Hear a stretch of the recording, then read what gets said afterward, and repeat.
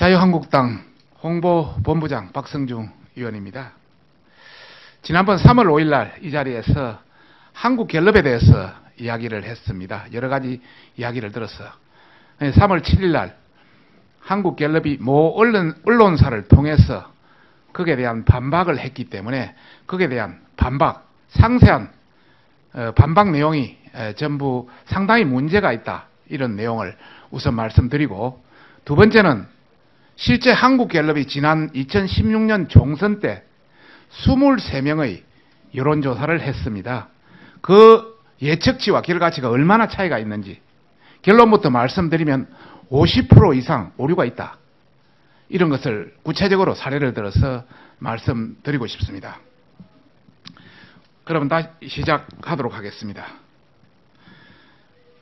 자유한국당 홍보본부는 지난 3월 5일 한국갤럽에 대해서 정당 지지도 가나다순 어떤 로테이션에 문제가 있다는 거 하고, 두 번째는 선거 예측 실패 사례, 또 유도성 정책 질문 사례, 또 편파성 정치 현안 설문 구성 등 구체적인 사례를 들어서 여러 가지 문제점을 지적한 바 있습니다. 참고로 한국조사연구학회에서 제정한 조사윤리강령 1조를 보면은 조사자는 조사 결과의 타당성과 신뢰성을 확보하기 위해서 모든 합리적 단계를 밟아서 자료 수집과 처리에 세심한 주의를 기울여야 한다, 이렇게 표현되어 있습니다. 저희들이 지적한 것은 한국갤럽이 가져야 할 어떤 업무 윤리와 책임성을 촉구한 것입니다. 저희들의 진심 어린 어떤 지적에 대해서 한국갤럽은 반성하기는커녕 아무것도 문제되지 않는다는 식의 조사윤리 강령에 어긋나는 그런 엉터리 해명을 했기 때문에 오늘 그 하나하나에 대해서 반박을 하고자 합니다. 우선 첫 번째 사례입니다. 정당 지지도 정당명에 대한 로테이션에 아무 문제가 없다. 특히 5개 정당을 놓고 100명에게 지지도를 질문하면 20명은 한국당을 맨 처음 듣게 되는 식으로 되어 있기 때문에 문제가 없다, 이렇게 표현하고 있습니다. 지금 현재 가나다 순으로 지적하면은 저희들은 민주평화당, 바른미래당 다음에 놓이시게 됩니다. 5개 정당을 놓고 보면은 20명에게는, 100명에 물었을 때 20명에게는 자유한국당이 1번으로 들립니다만 나머지 80명에는 바른미래당 다음에 항상 놓여지게 됩니다. 그래서 저희들이 문제가 있다. 다른 여론기관들은 의석수나 무작위 샘플의 랜덤에 의해서 진행되고 있기 때문에 문제가 충분히 있다, 이렇게 문제 제기를 했던 것이고요. 다시 한번 촉구합니다. 의석수와 무작위 랜덤, 가나다 순 비교해서 어느 것이 가장 신뢰도가 높은 것이지, 그 결과를 비교해서 가장 신뢰도가 높은 쪽으로 여론조사를 해달라, 이런 말씀을 드리고 싶습니다. 결과적으로 편향된 결과가 나올 수밖에 없는 것이 분명한데 이렇게 한다는 것은 여론조사 기관에서 취할 그런 태도가 아니다, 이런 말씀을 드리고 싶습니다. 참고로 지난 대선 때 저희 자유한국당 설문 순서가 한국갤럽의 여론조사에서 국민의당, 더불어민주당, 바른정당, 새누리당, 자유한국당, 그 다음 정의당 순으로 설문이 됐습니다. 자유한국당은 항상 자유한국당이 1번이 되기 전에는 바른정당, 새누리당 다음에 자유한국당이 불렸습니다. 바른정당은 자유한국당에 나간 분들이 된 것이고, 새누리당은 자유한국당의 전신의 이름이고, 이렇게 됐기 때문에 저희들은 당시 보수 결집에 상당한 문제가, 장애가 있었다, 이렇게 저희들은 자체 평가를 하고 있습니다. 또 실제 그런 결과들이 나왔다고 확신을 가지고 있습니다. 여론 왜곡 가능성이 높은 한국갤럽의 정당 지지도 조사 문제점에 대해서 규정상 문제될 게 없다, 이 논리는 전혀 맞지 않다. 이런 말씀을 우선 첫째로 드리고 싶습니다. 두 번째 말씀드리고 싶습니다. 저희들이 2000년, 2004년, 2008년, 2010년, 2016년 총선, 지선 이런 관련해서 여러 가지 문제가 있다고 이야기를 했습니다. 한국갤럽의 해명은 2010년 지방선거의 예측 실패는 인정하나 2000년, 2008년은 총선 조사는 선거 직전 조사가 아니고 최종 예측지도 아니다. 이렇게 해명을 하고 있습니다. 다시 한번 말씀드립니다. 2000년 16대 총선은 저희들이 모 방송사의 한국갤럽에 의한 출구조사를 인용한 겁니다. 출구조사는 가장 마지막에 하는 겁니다. 그런데 그것이 틀렸다고 저희들이 이야기했던 것입니다. 두 번째, 2004년 17대 총선 비례대표 예측 실패도 그의 가장 근접한 4월달 보도를 바탕으로 했던 것입니다. 그리고 2008년 18대 총선 비례대표도 선거 일주일 전에 했던 것을 기준으로 했던 것입니다. 선거 여론조사 결과 공표 금지 기간을 고려하면 선거에 가장 임박한 시점의 자료를 바탕으로 한국갤럽의 예측 실패 사례를 지적했던 것인데 이것을 받아들이기는커녕 최종 예측치가 아니다. 이런 식으로 말한다는 것은 이거는 여론조사 기관으로서 취할 태도가 아니다. 분명히 말씀드리고 있습니다. 다시 한번 2016년 총선도 한국갤럽 등 여러 여론조사 기관에서 같이 했습니다만 엄청난 차이가 있었다. 이런 말씀을 추가로 말씀드리고 싶습니다. 세 번째입니다. 조사 기간이 의뢰하면 유도성 정책 질문도 괜찮다. 저희들이 원격 진료 설문하고 ODA 설문을 문제를 삼았습니다. 한국갤럽의 해명은 이런 해명이었습니다. 고객사가 내부 참고용으로만 확인할 테니 하고 이런 질문을 던져놓고 부탁해서 만든 것으로 언론 공표를 전제로 한 조사가 아니었고 공개 권한은 고객사만 갖고 있었기 때문에 별 문제가 될 것 같지 않았다. 이런 해명이 왔습니다. 정말 기가 막힙니다. 나라의 정책은 한번 실행에 옮기면 되돌리기 어렵습니다. 참고로 원격 진료 같은 경우는 국민의 생명, 안전, 건강에 직결되는 아주 중요한 사항입니다. 그럼에도 고객사가 의뢰하면 아무런 도덕적 책임 없이 여론을 왜곡하는 조사를 해도 괜찮다? 이것은 국민에 대한 도리가 아니고 책임 회피에 급급한 대응이다. 저는 그렇게 결론을 내리고 싶습니다. 앞으로도 언론에 공개되지 않는 여론조사는 고객 입맛에 따라서 왜곡된 조사를 하겠다는 그런 사항으로 볼 수밖에 없는데 저희 자유한국당은 절대 묵과할 수 없다. 이런 말씀을 드리고 싶습니다. 네 번째입니다. 편파 질문에 대해서 완벽할 수 없다. 저희들이 어떤 특정 정당, 특정 정파에 관련 편파적인 정치 현안에 대해서 지적을 했습니다. 한국갤럽의 해명은 객관성과 중립성을 유지하려고 노력했다. 어떠한 질문도 완벽할 수 없어 판단에 맡긴다. 이렇게 이야기를 하고 있습니다. 조사 설문의 편파성에 완벽할 수 없다는 것은 저희들도 인정합니다.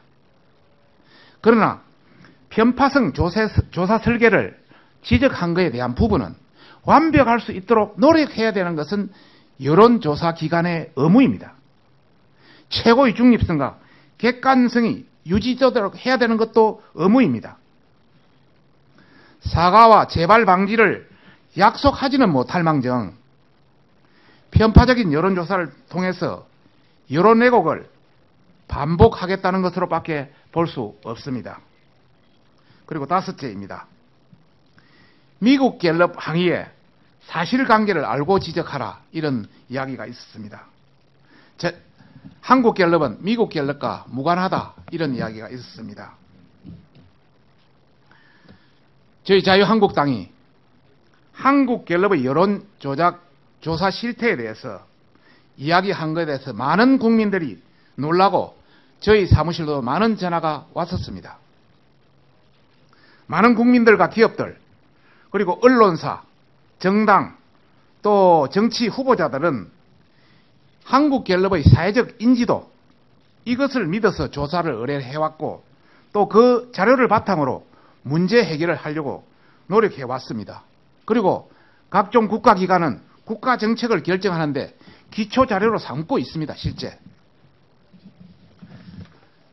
한국갤럽은 미국 갤럽과 전혀 상관이 없는 줄 저희들도 잘 알고 있습니다.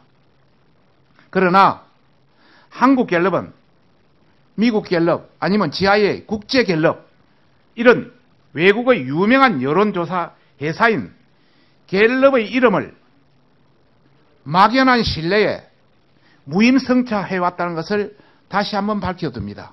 무임승차해왔기 때문에 책임을 어느 정도 갤럽이라는 이름에 대한 책임을 져야 된다. 이런 차원에서 미국의 갤럽에 저희들이 항의 공문을 보내겠다. 이런 말씀을 드리고 싶고, 두 번째는 한국 갤럽이 저조한 어떤 정확도에도 불구하고 이름에서 오는 부당한 혜택을 바로잡고 국민들한테 이 사실을 바로 알려야 되겠다. 이런 차원의 어떤 그런 의도도 있다. 이런 말씀을 드려서 저희들이 미국 갤럽 본사에 항의 공문을 보내겠다고 이야기했습니다만은 지금 미국 갤럽 본사에 보낼 항의 영문 공문도 완성돼서 오늘 내일 중으로 다 통보할 예정을 가지고 이렇게 가지고 다 왔습니다. 미국 갤럽 본사는 물론이고 저희들은 스위스에 있는 GIA 국제 갤럽 협회에도 이 내용을 보내서 정말 진정으로 갤럽이 앞으로 갤럽 이름에 맞는 한국 갤럽 국제 갤럽 이름에 맞는 한국 갤럽의 어떤 본분을 지켜주시기를 부탁드립니다. 마지막으로 한 가지 말씀드리겠습니다. 2016년 총선이 2년 전에 있었습니다. 한국갤럽이 중앙선거 여론조사 심의위원회에 2016년 4월 1일부터 23건을 조사했다고 등록되어 있습니다. 이 23건에 대해서 갤럽이 예측치한 거하고 실제 결과치가 어떻게 달랐는지 결론부터 말씀드리면 52.2%가 완전 차이가 있었다. 이런 말씀을 드리면서 여러분한테 정말 한국갤럽의 신뢰성에 대해서 재고를 해야 되는 거 아니냐, 이런 말씀을 드리고 싶습니다. 뒤에 표를 보면서 말씀을 드리고자 합니다. 2016년 23건의 여론조사에 대해서 8건은 한국갤럽의 조사 결과와 선거 결과가 정반대로 나왔다. 이런 말씀을 드리고 싶습니다. 우선 1번 사항을 보면 제주시갑. 당초에는 새누리당의 모 후보가 2.5% 이기는 것으로 나왔습니다만은 실제 당사는 민주당의 모 후보가 11.2%, 15% 오차 격차가 있었다. 2번 보시면 마찬가지로 새누리당의 모 후보가 10.1% 이기는 것으로 나왔습니다만은 민주당의 모 후보가 2.9% 해서 거의 15% 오차가 있었다. 다른 것도 마찬가지고 5번을 한번 보시면은 새누리당의 모 후보가 1.6% 이기는 걸로 나와 있습니다만은 한국갤럽의 예측치는 실제치는 무소속의 김종훈 후보가 26%나 이겼다. 거의 한 28% 오차가 있었습니다. 이것은 지금까지 8건은 한국갤럽 조사 결과와 선거 결과가 완전히 정반대로 됐다. 이런 걸 말씀드리고 이것이 거의 35%에 이르고 있다. 조사 결과의 35%는 이렇게 완전히 정반대로 나왔다.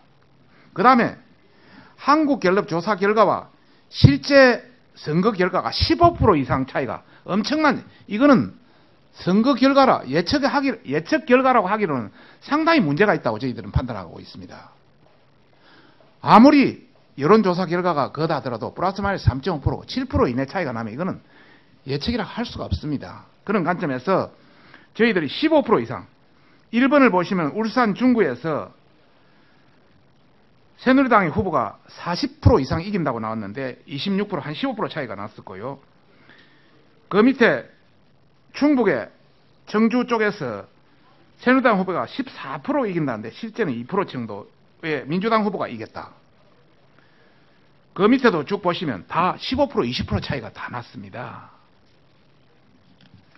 선출직에 출마하는 많은 후보들은 여론조사기관을 기반으로 해서 전략을 세우고 여기에 살을 걸고 있습니다. 이렇게 실제와 예측치가 이렇게 다른 이런 관계에 대해서 아마 이 내용을 알면 아연실색할 것이다. 이런 말씀을 드리고 싶습니다. 대다수 국민들 역시 자신의 소중한 한 표를 선택하는 주요한 기준으로 여론조사의 수치를 참고하고 있습니다. 그런데 이것을 단순히 예측이라는 의미로 치부해서 그 편파성을, 그 결과의 예측성을 간과한다면 향후에 조사기관이 작심하며 띄운 후보자가 당선되는 경우까지 발생할 수밖에 없다. 이런 것을 저희들은 예의주시하고 있다. 이런 말씀을 드리고 싶습니다. 한국갤럽은 자유한국당의 사실에 근거한 문제점에 대해서 인정하고 잘못된 수치로 국민을 우롱한 점에 대해서는 정말 분명한 사과가 있어야 한다 생각합니다.